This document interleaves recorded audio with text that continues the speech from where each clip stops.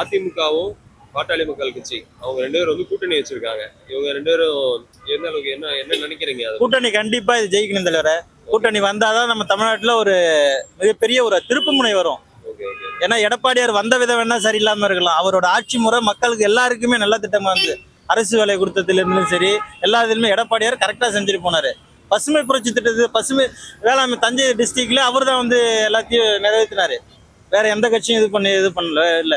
எல்லாரும் அதை தர இதை தரம்பாங்க. அவர் எந்த இதுவுமே கரெக்டான மெத்தட்ல ஆட்சி பண்ணிட்டு போனாரு. அவர் வந்து அருமையா பண்ணுவாரு. அதுக்கு உறுதுணையா நாங்க இருப்போம். பாமக என்னைக்குமே இருப்போம். ஓகேண்ணா. ஆனா இப்போ ஆட்சி வரப்போகுது, எலெக்ஷன் வரப்போகுது. இப்போ வந்து யார் வந்தா நல்லா இருக்கும்னு நீங்க நினைக்கிறீங்க? நான் தான் முன்னாடி கூட்டியே சொல்லிட்டேன், கூட்டணி வந்துச்சு, கூட்டணி வந்தா நாங்க தான் முன்னாடி இருப்போம். Okay okay.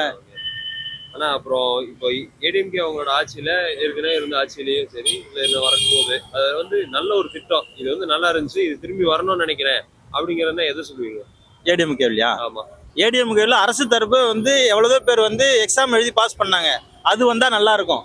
நடுத்தர மக்களும் வந்து நீட் எக்ஸாம்ல இருந்து பப்ளிக் ஒரு சின்ன சின்ன வேலை கவர்மெண்ட் ஜாப் வேலையுமே சரி எக்ஸாம் எழுதி வந்தாங்க.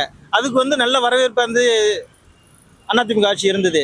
டிஎம்கே ஆட்சியில அந்த மாதிரி எந்த இதுவும் தெரியல நம்மளுக்கு.